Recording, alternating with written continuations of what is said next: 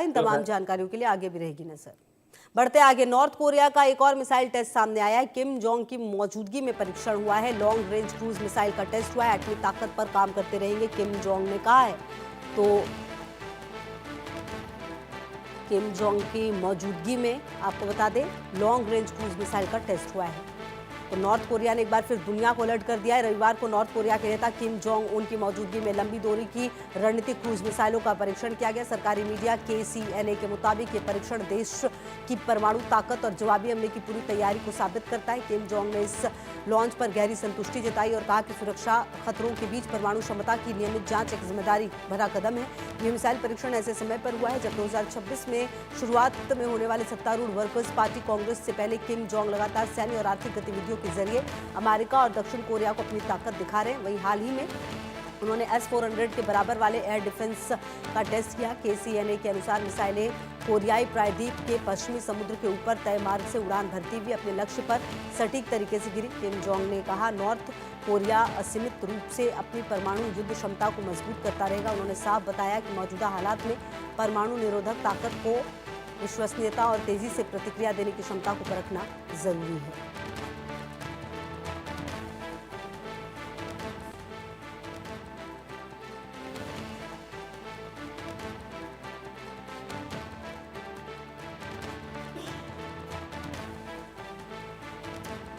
तो long range cruise missile का test हुआ है किम जोंग की मौजूदगी में। एटमी ताकत पर काम करते रहेंगे, ये बात भी किम की तरफ से कही गई है। अमेरिका और साउथ कोरिया को एक तरह से झटका देते हुए नजर आया और नॉर्थ कोरिया का ये एक और रविवार को उत्तर कोरिया के नेता किम जोंग उनकी मौजूदगी में लंबी दूरी की रणनीतिक क्रूज मिसाइलों का परीक्षण किया गया। और आपको बता दें कि सरकारी मीडिया के मुताबिक ये परीक्षण देश की परमाणु ताकत और जवाबी हमले की पूरी तैयारी को लेकर साबित हुआ। किम जोंग ने इस लॉन्च की गहरी संतुष्टि जताई है इस पर और कहा, सुरक्षा खतरों के बीच परमाणु क्षमता की नियमित जांच एक जिम्मेदार कदम है। और मेरे साथ group captain retired UK Devnath ji जुड़े हुए हैं, defence expert. Very good afternoon sir. Sir, ये जो परीक्षण किया गया नॉर्थ कोरिया की तरफ से, इसको आप कैसे देखते हैं, क्योंकि किम जोंग उन तो बहुत ही संतुष्ट हैं इससे? सबसे बड़ी बात है कि किम जोंग उन ऐसा करके दुनिया को दिखाना चाहते हैं, खासतौर से अमेरिका को दिखाना चाहते हैं कि कोई भी देश उनको दबा नहीं सकता है। किम जोंग उनको हमेशा यह भय सताता रहता है कि कभी भी शायद अमेरिका, जापान और दक्षिण कोरिया के साथ मिलकर नॉर्थ कोरिया पर हमला कर सकता है। तो इसीलिए उनका लॉन्ग टाइम स्ट्रेटेजिक ऑब्जेक्टिव ये है कि वह इस तरह की मिसाइलों को और इस तरह के न्यूक्लियर हथियारों को हमेशा अपने पास बनाकर तैयार रखें, ताकि अमेरिका कभी नॉर्थ कोरिया की तरफ टेढ़ी आंख से ना देख पाए। इसी के तहत इंटेलिजेंस सूत्र अलग अलग क्षेत्रों से बताते हैं कि शायद नॉर्थ कोरिया ने अभी तक 20 न्यूक्लियर वॉरहेड बना लिए हैं। तो अगर न्यूक्लियर वॉरहेड बना लिए तो इनके टारगेट क्या होंगे? जाहिर बात है, साउथ कोरिया महज 200 किलोमीटर दूर, जापान लेकिन महज 500 किलोमीटर दूर। तो अगर north Korea long distance intercontinental ballistic missile बनाता है तो टारगेट कौन है? टारगेट है अमेरिका। तो किम जोंग उन अपनी इन प्रदर्शनों के द्वारा अमेरिका को दिखा रहे हैं कि अगर अमेरिका ने कभी गलती से नॉर्थ कोरिया पर हमला किया तो किम जोंग उन भी पीछे नहीं रहेंगे और अपने इंटरकॉन्टिनेंटल बैलिस्टिक मिसाइल्स और न्यूक्लियर हथियारों से अमेरिका को हिट कर सकते हैं। जी बिल्कुल। और UK देवनाथ सर, कहीं ना कहीं साउथ कोरिया ने चिंता जताई है और इस तरह के जब फैसले लिए जा रहे किम जोंग की तरफ से, चलिए अमेरिका को तो संदेश जाता ही है, दुनिया किस तरीके से देख रही है इस पूरे परीक्षण को?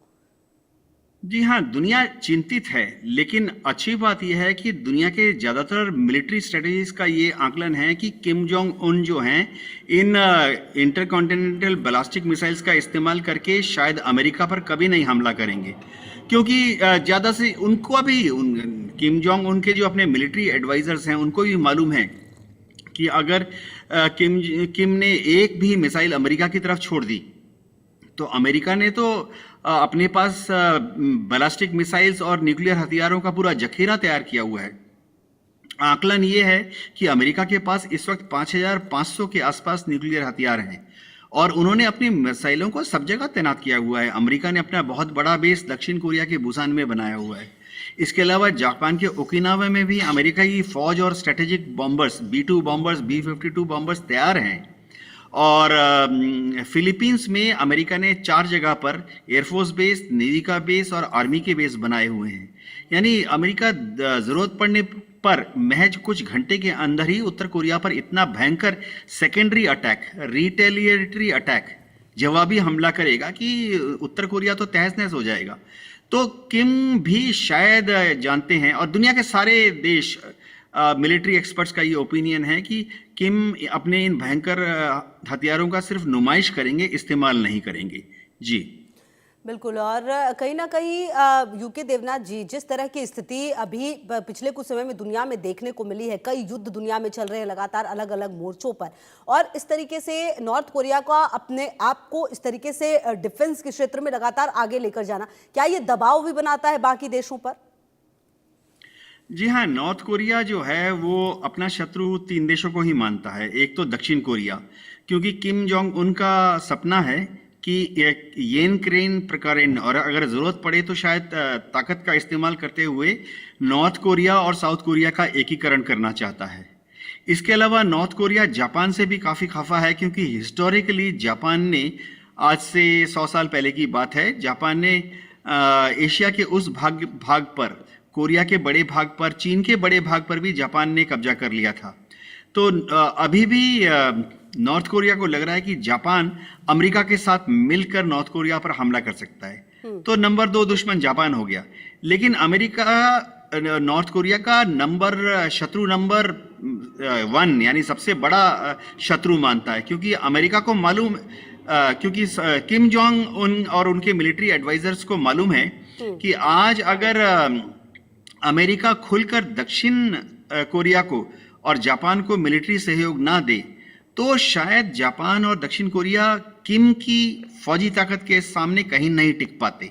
तो अमेरिका मुख्य दुश्मन है। बिल्कुल, देखना होगा आने वाले समय में किस तरह से इसके और परिणाम आते हैं दूरगामी। बहुत शुक्रिया यूके देवनाथ सर आपका हमारे साथ जुड़ने के लिए। तमाम खबरों पर नजर आप रहिए हमारे साथ, देखते रहिए इंडिया न्यूज।